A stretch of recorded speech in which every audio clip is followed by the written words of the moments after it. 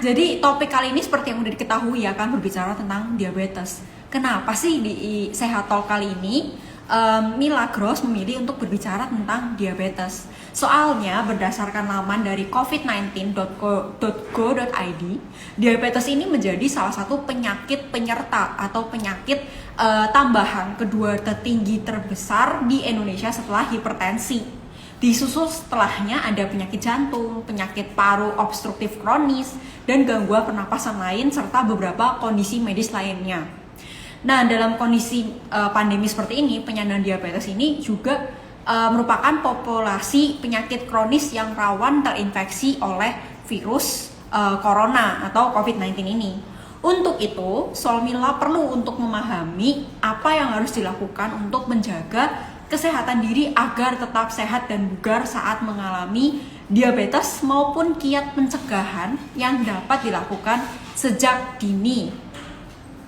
Nah, masih bersama dengan Dr. Seno di Sehat Talk yang keempat ini akan membahas tentang tips kesehatan untuk mengenal seluk-beluk diabetes hingga terapi Milagros, minuman kesayangan dan pilihan kita semua yang dapat dilakukan bagi penderita diabetes.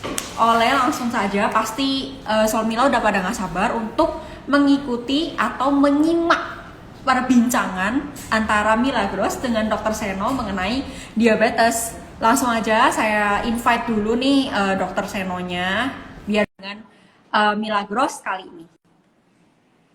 Ayo Dr. Seno, mari join. Nah, wah, halo. lagi di mobil ini Solmila. Siap, izin. Soalnya masih dalam perjalanan. Terus lagi dalam perjalanan. Lagi dalam perjalanan sebentar. Tapi nggak apa, kita mulai aja nggak apa. Oke, nggak apa-apa. Oke, mungkin Dokter Seno bisa menyapa dulu Solmila yang sudah bergabung kali ini, biar makin antusias nih. Siap, halo semuanya, sehat selalu ya. Jangan lupa untuk selalu mengkonsumsi air yang baik ini. Oke, mantap ya sapaannya, bikin kita makin bergairah untuk mengikuti perbincangan Sehat Talk kali ini gitu. Oke, langsung saja Siap. mungkin deh ke Dok, tanya jawab sharing gitu ya. Yang pertama, pertanyaannya lebih ke apa aja sih tipe diabetes sekaligus penyebab untuk masing-masing tipenya gitu. Baik, izinkan saya pertama kali menjawab dulu. Banyak yang salam soalnya di komen. Jadi, waalaikumsalam, sehat semuanya selalu ya. Baik, untuk pertanyaan tersebut, izinkan saya menjelaskan secara ringkas ya. Karena memang diabetes itu hanya ada dua jenis di dalam dunia ini ya, yaitu diabetes primer, yang artinya memang bawaan kelahiran ya, ada gangguan memang pada saat proses kelahirannya, jadi dia tidak mampu untuk membentuk insulin. Sedangkan yang kedua yaitu diabetes sekunder ataupun diabetes tipe 2. Ini disebabkan oleh karena gaya hidup yang menyebabkan gangguan-gangguan baik tingginya pemecahan gula ya, terus ketidakmampuan untuk melakukan penyerapan gulanya sendiri dan penggunaannya juga. Jadi intinya adalah karena pola hidup yang kurang baik. Oke, jadi kalau bisa saya simpulkan tadi jawabannya berarti yang pertama ada diabetes tipe 1 itu sifatnya turunan. Kemudian yang kedua sifatnya adalah karena pola hidup yang kurang baik. Begitu ya, Dok? Siap, betul sekali. Oke. Untuk pertanyaan kedua ini, apa aja sih gejala spesifik diabetes dan bagaimana cara mengatasinya? Karena yang umum sekarang ini kan penderita diabetes itu, oh aku sering banget buang air kecil, berarti aku diabetes dong gitu. Nah ini gimana dok penjelasannya? Baik, jadi sebenarnya yang disebut dengan kebiasaan mudah buang air kecil itu didasari oleh karena kadar gula darah yang tinggi ya, lalu menyebabkan filtrasi daripada ginjal agak menurun sehingga airnya langsung bablas saja lewat gitu ya. Jadi apa namanya, yang gejala paling utama ataupun spesifik daripada diabetes itu sebenarnya kencing pada saat malam hari ya, bukan pada saat sehari-hari. Kalau sehari-hari mah ya minum banyak, kencing banyak ya wajar-wajar aja ya. Tapi kalau memang terganggu pada saat malam hari ya, biasanya terbangun pada saat lagi tidur, itu adalah gejala spesifik daripada diabetes, dan nggak cuma sekali, biasa 2 kali atau 3 kali ya. Itu yang pertama. Dan bagaimana cara mengatasinya? Tentunya adalah pertama adalah mengontrol kadar gula darah, terutama saat malam hari. Biasanya yang paling efisien adalah dengan menghindari ataupun mengontrol sekali kondisi makan malamnya. Itu yang pertama. Yang kedua, biasanya orang yang diabetes itu mudah lapar, benar-benar mudah lapar.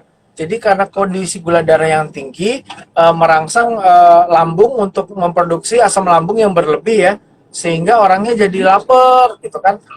Pengen meminta informasi ke otaknya bahwa perutnya udah kosong gitu kan, perlu diisi lagi. Jadi orangnya laparan, makan berkali-kali ya.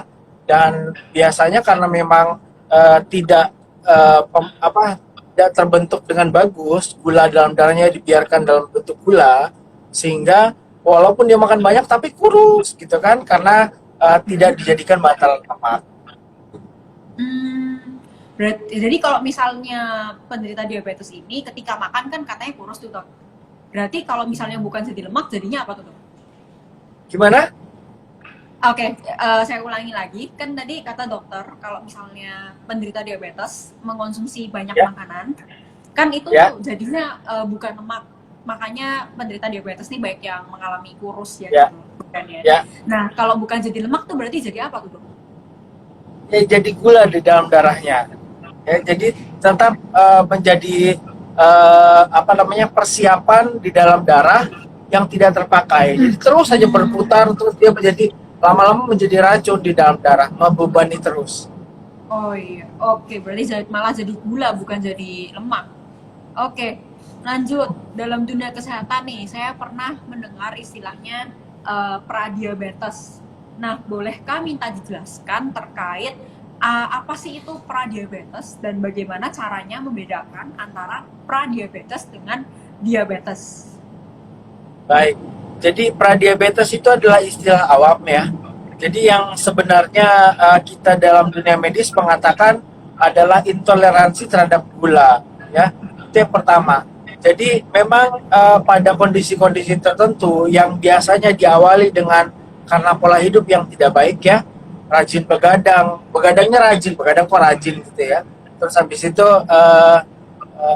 rajin meminum minumin yang manis saja, jadi tanpa konsumsi yang cukup ya, tanpa konsumsi gizi yang cukup dan tanpa olahraga ya, akibatnya menjadi racun buat dalam darahnya gitu kan, dan mengakibatkan diabetes itu sendiri.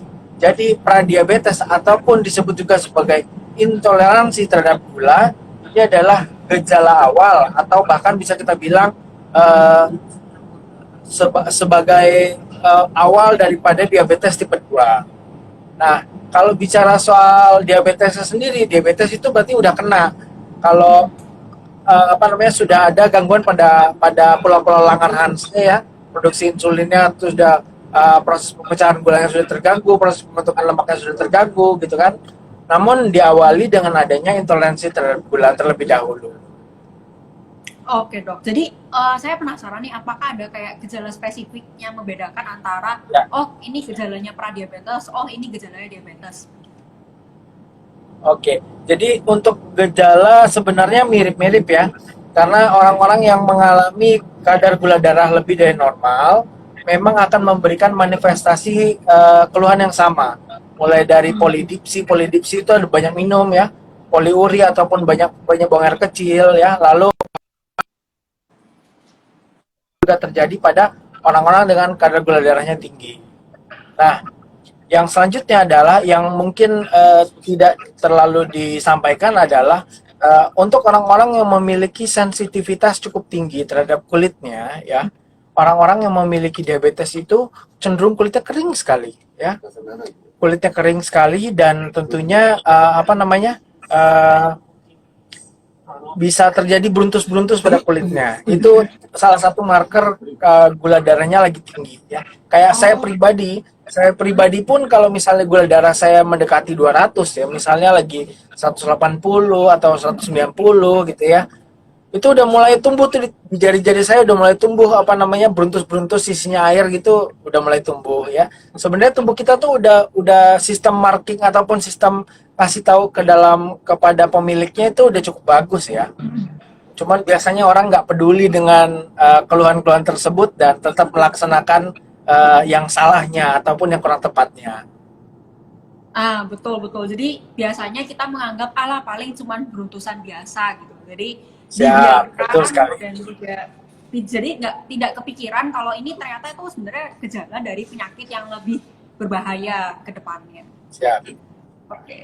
Oke, jadi pertanyaannya karena masih pradiabetes tuh tadi apakah bisa sembuh tuh kalau sudah pradiabetes? Ya, betul sekali ya. Jadi seperti yang saya sudah sampaikan, pradiabetes itu adalah gejala awal daripada diabetes ya, ataupun penanda. Misalnya seseorang akan kalau diteruskan pola hidupnya tetap jelek, dia akan jatuh pada diabetes. Artinya kalau dia memperbaiki pola hidupnya sejak dia masih mengalami intoleransi terhadap gula, tentunya dia tidak akan terkena diabetes itu sendiri. Oke, siap.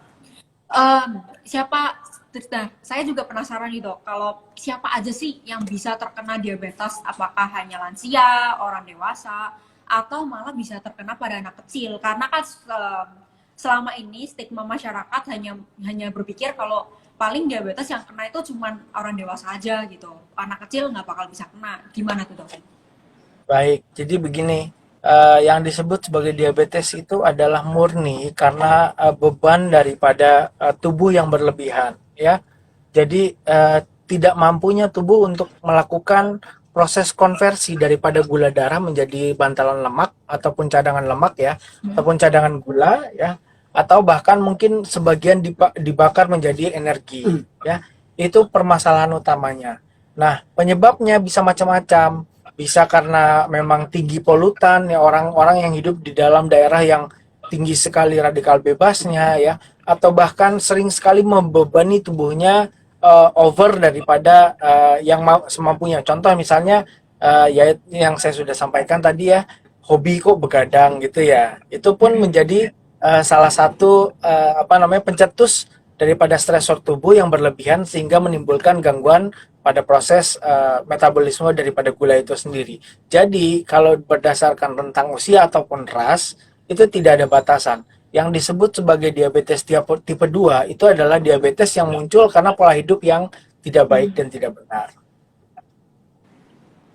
Oke, jadi ternyata stigma yang ada di masyarakat kalau yang terkena diabetes hanya untuk berlaku untuk orang dewasa itu salah ya dok?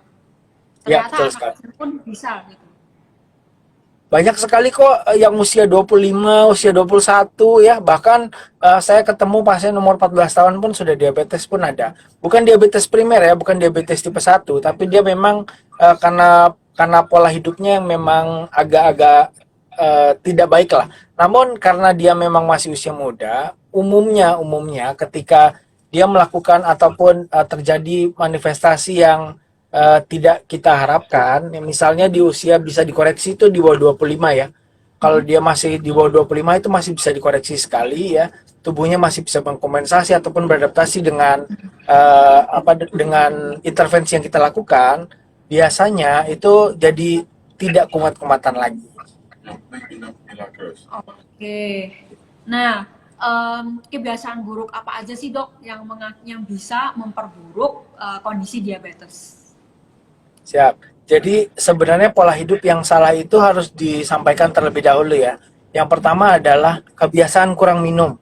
Ya, kebiasaan kurang minum ini membuat darah lebih mudah mengental. Ya, jadi seperti yang sudah kita sama-sama ketahui dan sudah berkali-kali dipaparkan juga bahwa lebih dari 70% tubuh itu isinya cairan. Jadi kalau misalnya memang kurang cairan, tentunya akan terjadi proses pengumpulan yang berlebihan akhirnya menyebabkan kekentalan pada darah. Nah, kekentalan pada darah ini menyebabkan gangguan transport baik itu makanan ya, baik itu oksigen dan segala macamnya itu terganggu. Nah, itu yang pertama. Jadi kurang minum itu adalah hal yang sangat berbahaya sekali ya. Yang kedua adalah kebiasaan pola tidur yang salah. Kebiasaan pola tidur yang salah itu adalah pada saat malam hari memang idealnya kita berbicara idealnya ya, orang di usia 12 tahun sampai dengan 24 tahun itu minimal 6 sampai 8 jam. Sedangkan 25 sampai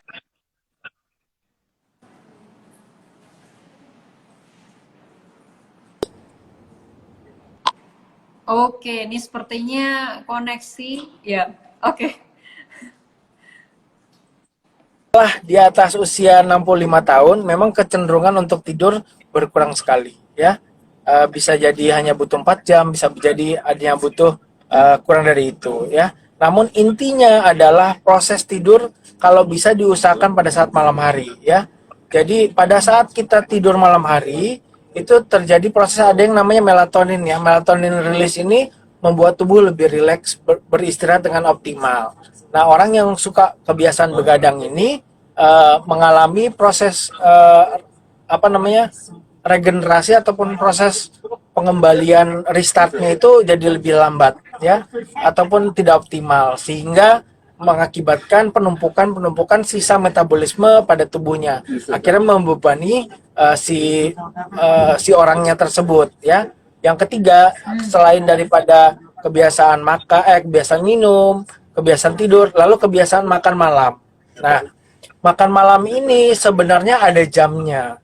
Jam ideal untuk makan malam itu sebelum jam 8 malam.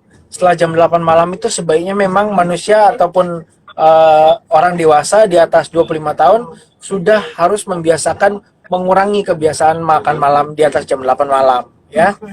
Karena kebiasaan ini menjadikan apa namanya penumpukan di dalam darah ketika di metabolisme dan pencernaan masuk ya.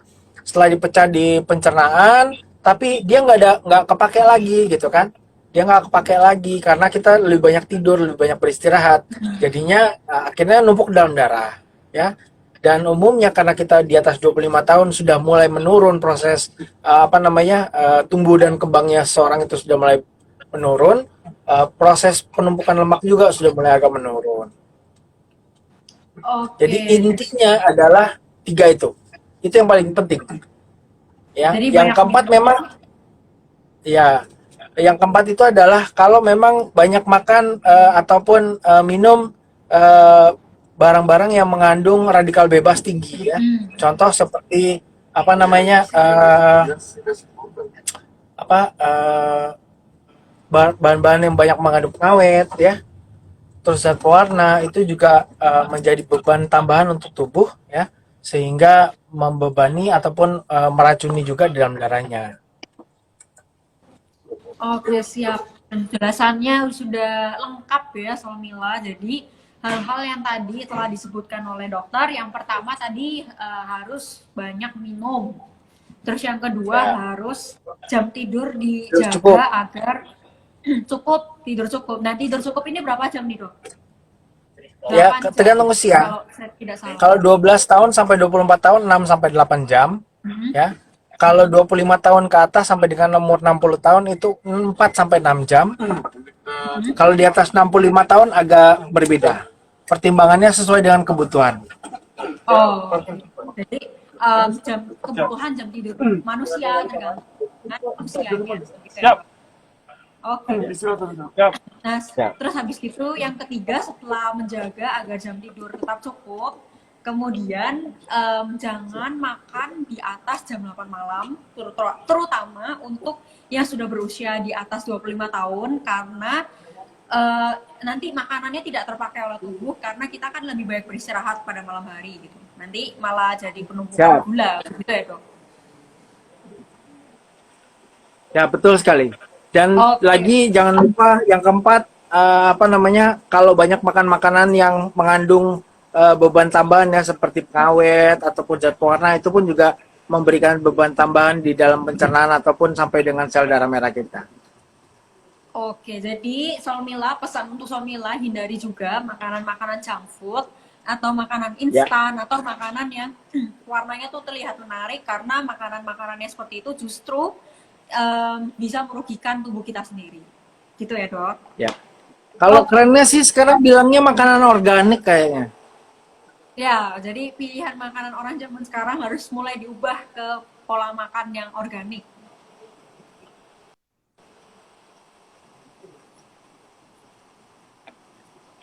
Ya, oke. Halo dok. Siap. Baru nyambung Oke. lagi. Oke, oke. Nah, selanjutnya, menurut artikel kesehatan, katanya penderita diabetes ini berisiko lebih tinggi terinfeksi virus COVID-19. Nah, emang ini benar apa enggak sih, Dok? Jadi gini, sebenarnya baik baik diabetes ataupun hipertensi, kenapa mereka berkaitan dengan mudahnya ataupun lebih rentannya terkena COVID adalah karena pertama mereka memang secara individu memiliki gangguan imunitas ya. Jadi ada gangguan kekebalan tubuh yang memang menurun pada penderita diabetes ataupun pada penderita hipertensi ya. Jadi itulah yang menyebabkan kenapa angka daripada ketika diabetes lebih mudah terkena COVID itu sendiri. Oke, nah kan emang ada hubungannya nih. Nah, apakah hal ini berkaitan dengan badai sitokin atau sitokin yang belakangan ini cukup jadi perbincangan yang ramai di kalangan warganet? Oke, jadi begini, sebenarnya diabetes itu bukan ketika berbicara soal badai sitokin, didefinisikan dulu ya badai sitokin. Badai sitokin itu adalah reaksi berlebihan ya dari tubuh yang pecah ataupun sel yang pecah ketika terjadinya infeksi daripada virus ya. Jadi itu marker ataupun sebuah tanda kalau memang ada infeksi dalam tubuh yaitu virus ya. Dan itu ditandai dengan adanya interleukin mulai dari interleukin 1 sampai dengan interleukin 10. Nah, itu itu secara signifikan mempengaruhi tubuh di dalam proses pengentalan darah ya. Jadi sebenarnya kalau bicara soal bahaya daripada diabetes itu sendiri bukan dari badai sitokannya tapi dari pengentalan darahnya. Pertama, orang yang sudah diabetes itu memang memiliki kecenderungan kekentalan darah yang lebih tinggi ya. Karena memang darahnya banyak mengandung gula kan. Nah, setelah itu kena COVID, akhirnya interleukinnya meningkat, terjadilah D-dimer ataupun faktor penggumpalan darahnya itu meningkat. Jadi penyebab kematiannya meningkat, resikonya untuk terjadi stroke ya, serangan jantung ataupun gangguan-gangguan karena pengentalan darah yang signifikan mengganggu. Jadi begitu. Jadi sebenarnya kaitannya bukan karena spesifik di badai sitokin tapi karena pengentalan darahnya. Oke, oke dok. Kemudian yang selanjutnya, langkah apa aja sih yang perlu diambil untuk mengendalikan si diabetes ini, dok? Langkah apa? Yang perlu diambil untuk mengendalikan diabetes. Oke, jadi diabetes itu memang pertama kali Anda harus memahami kalau Anda terkena diabetes itu berarti bukan vonis bahwa Anda akan mati ya. Jadi diabetes itu bukan vonis mati, tapi diabetes adalah vonis bagi Anda untuk merubah pola hidup Anda ya. Jadi ini adalah semacam guideline supaya Anda memiliki kualitas hidup yang lebih baik, yaitu dengan merubah pola hidup dari pola hidup yang salah menjadi pola hidup yang baik ya. Salah satunya yaitu tadi ya dengan melakukan yang kebalikan daripada pantangan pola hidup tadi ya, mulai dengan tidur yang cukup, minum air yang cukup sekali ya, lalu habis itu mengurangi makanan-makanan junk food dan lain-lainnya ya, serta mengurangi makan malam di atas jam 8 malam ya. Itu yang sebenarnya bisa kita lakukan untuk mengendalikan agar gula kita tetap terkontrol. Lagi pula kalau zaman sekarang sudah canggih ya, sudah banyak sekali obat-obat atau bahkan pengganti insulin itu sendiri dengan disuntik ketika kita mengalami gula darah yang tinggi. Jangan khawatir, ketika Anda diberikan insulin, baik itu insulin suntik ya, insulin suntik langsung ataupun suntik di bawah kulit, baik itu di perut atau di paha ya, itu artinya itu adalah substitusi, ya, sistem substitusi. Ada beberapa pasien dulu ketika saya menjadi dokter praktek di daerah ya, itu enggan sekali untuk diberikan insulin. Katanya dia bilang, dok katanya kalau udah dikasih insulin itu udah siap-siap mati katanya. Waduh, jangan begitu Pak. Nah, ini adalah upaya untuk mensubstitusi kekurangan yang Anda miliki di dalam tubuh Anda, yaitu insulin ya. Jadi tujuannya adalah mensubstitusi. Nanti kalau Anda tubuhnya sudah lebih fit, dia akan sudah mulai berproduksi sendiri pelan-pelan gitu ya. Dia akan beradaptasi dengan kondisi gula darahnya yang tinggi dan sudah tidak teracunkan lagi gitu ya, sudah mulai bisa produksi dan akhirnya membaik dengan sendirinya gitu ya. Jadi kalau dalam diabetes itu bahasanya bukan menyembuhkan tapi mengendalikan. Nah, ini kan tadi menarik ya perbincangannya tentang produksi insulin bisa meningkat, begitu kan dok? Kalau misalnya kondisi tubuh sudah fit. Gimana? Sorry. Ya, oke. Jadi dari penjelasan dokter ada yang pernyataan yang menjelaskan kalau ketika insulin sedang rendah maka bisa disubstitusi dengan suntikan. Namun ketika tubuh sedang fit maka produksi insulin dapat meningkat, begitu kan dok? Ya, jadi memang tujuannya adalah untuk menggantikan sementara pada saat dia lagi keracunan, ibaratnya anggota tubuhnya tuh udah keracunan nggak bisa produksi, diberikanlah substitusi terlebih dahulu gitu ya, supaya bisa meredam istirahat daripada organ yang tertekan tadi. Oke, nah untuk peningkatan insulin ini adakah kayak gizi-gizi tertentu atau nutrisi tertentu yang bisa kita konsumsi untuk meningkatkan produksi insulin? Mungkin ada yang gini ya. Mila. Baik, jadi sebenarnya untuk bagaimana memperbaiki proses di dalam tubuh, tentunya adalah meningkatkan pertama konsumsi antioksidan ya.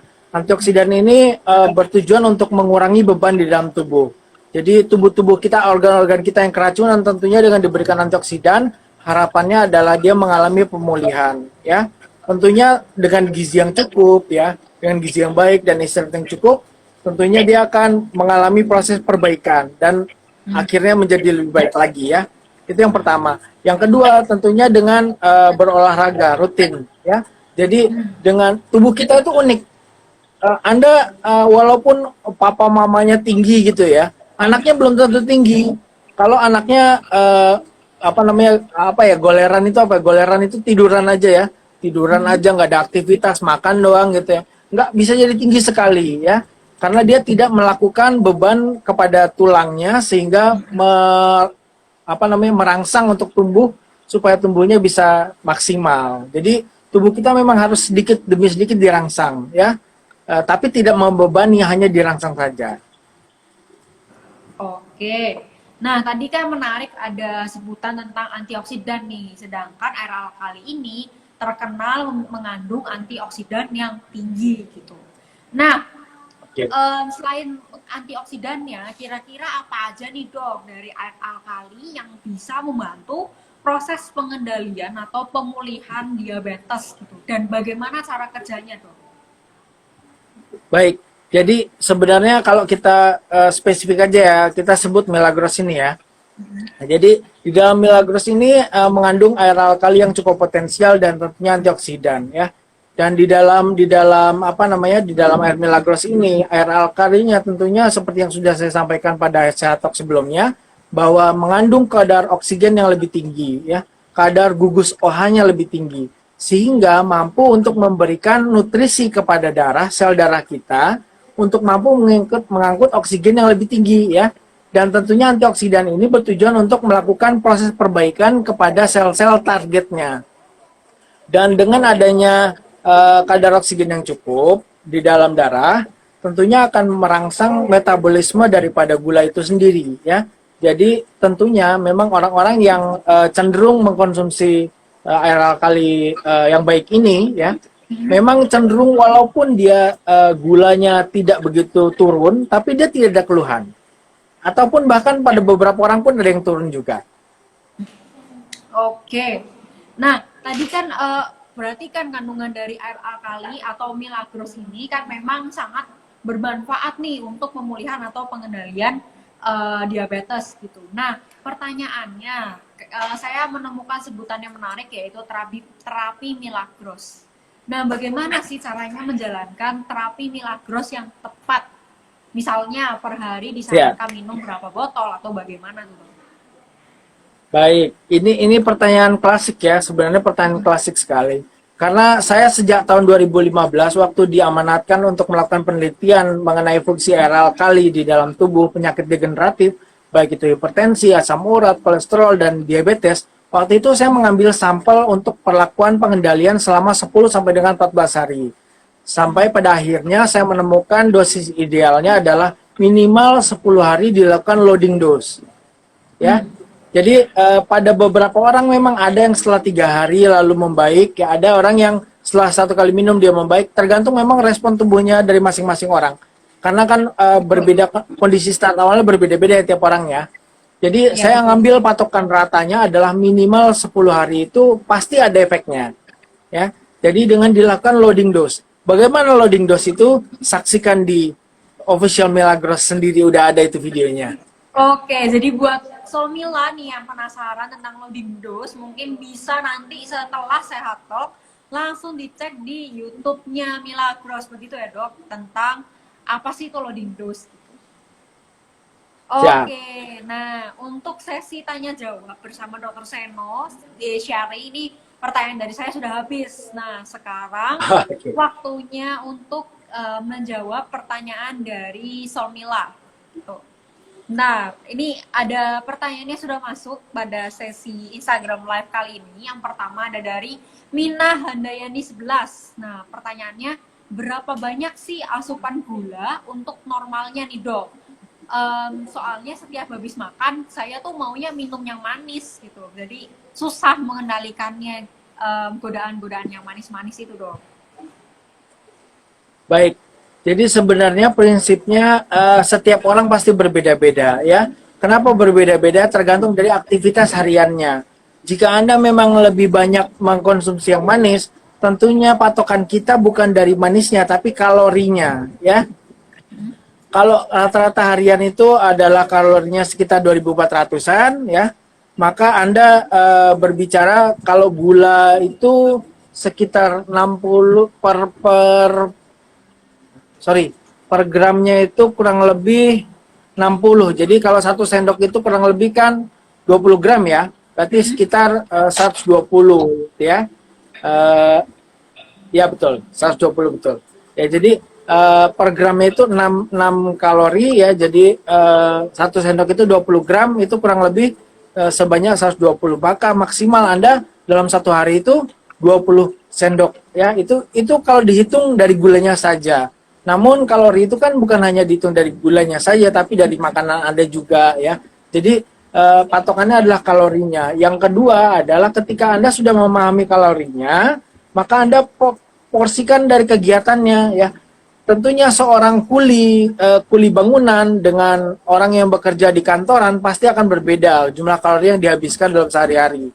Makanya pun ada yang bilang katanya, dok, saya jadi kuli nggak pernah kena diabetes dok katanya. Padahal saya makannya ngawur gitu, makannya banyak nasi putihnya gitu kan. Kalau mau lauknya banyak kemahalan dok, jadi banyak nasinya gitu kan ya. Memang karena workload ataupun beban tubuh hariannya itu lebih tinggi dan pembakarannya lebih tinggi sehingga kalorinya pun tidak jadi berlebih ya. Namun kalau Anda minim sekali aktivitasnya, ya tentunya makannya pun usahakan dikurangi ya. Jadi memang kita bicara soal pola hidup yang seimbang lah. Oke baik dok. Nah ini selanjutnya ada pertanyaan dari Emil Ilma. Dok, penderita kolesterol setelah minum Milagros, kok kolesterolnya naik ketika dicek kolesterol di jari? Itu kenapa ya dok? Wah ini berbicara tentang kolesterol nih dok. Boleh diulangi sedikit? Oke, ini pertanyaannya lebih ke penderita kolesterol setelah minum Milagros, kok kolesterolnya bisa naik? Itu kenapa ya dok? Tapi diceknya di jari sih dok. Oke, dia minum Milagros lalu kolesterolnya naik gitu atau gimana? Iya, pertanyaannya begitu dok. Oke, jadi sebenarnya bukan pengaruh apa yang Anda minum ya, tapi apa yang Anda makan ya. Pertama, kolesterol itu memang pada umumnya terjadi karena pola makanan berlemak ya. Jadi sekalipun Anda minum banyak sekali ya, tapi kalau Anda makan yang lebih banyak lagi, tentunya tidak akan banyak bermanfaat. Namun saya bisa pastikan kepada Anda semua, jika Anda meminum air alkali terlebih dahulu sebelum Anda memakan makanan berlemak ya, tentunya Anda akan mengalami proses tidak terlalu terserap optimalnya lemak oleh pencernaan kita ya. Jadi trik-triknya kalau misalnya Anda mau makan makanan yang berlemak, minum aja air alkali dulu yang baik ya. Baru habis itu Anda makan, baru itu akan mengurangi penyerapan daripada kolesterol itu sendiri. Dan saya juga menganjurkan ya, kalau Anda bicara soal kolesterol saja, kolesterol itu bukan selalu melulu jahat ya.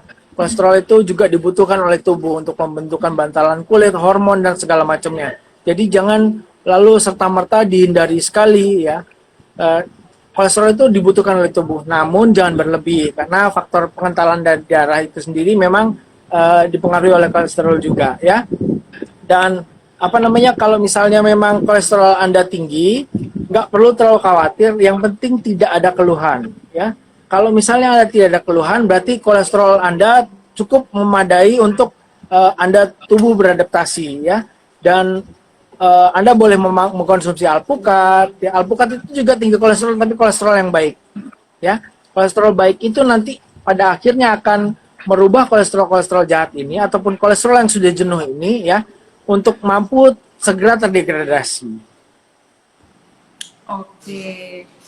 Nah, selanjutnya, ini bukan pertanyaan, tapi dia lebih ke bercerita nih dok. Saya HbA1c hasilnya 12. Milagros membantu saya tetap aktif karena energi skalarnya. Kalau orang lain gula darah sewaktu saja 200 lemas, namun saya 400 masih bisa nyetir dan aktivitas karena minum Milagros. Gitu dong. Ya, jadi seperti yang saya sudah sampaikan tadi ya, pada beberapa kasus tertentu memang ada orang yang setelah mengkonsumsi air alkali ini tidak mengalami penurunan secara signifikan gulanya, tapi dia mampu untuk menempuh hari-harinya dengan kualitas hidup yang lebih baik tanpa keluhan ya. Artinya tubuhnya itu karena gini, walaupun gula darahnya tinggi tapi oksigen darahnya tinggi ya, itu tetap tersuplai dengan baik. Jadi nggak jadi membebani tubuhnya secara racun murni gitu ya. Mungkin gitu. Oke. Nah, ini ada yang menarik nih. Mungkin bagi Solmila yang barusan bergabung atau yang barusan mengenal Milagros, kurang familiar dengan sebutan energi skalar. Nah, mungkin bisa dibantu sama Dokter Seno untuk menjelaskan apa sih itu energi skalar di air Milagros sih? Gimana? Energi skalar itu apa sih dok yang ada di dalam kandungannya air Milagros? Kalau itu saya secara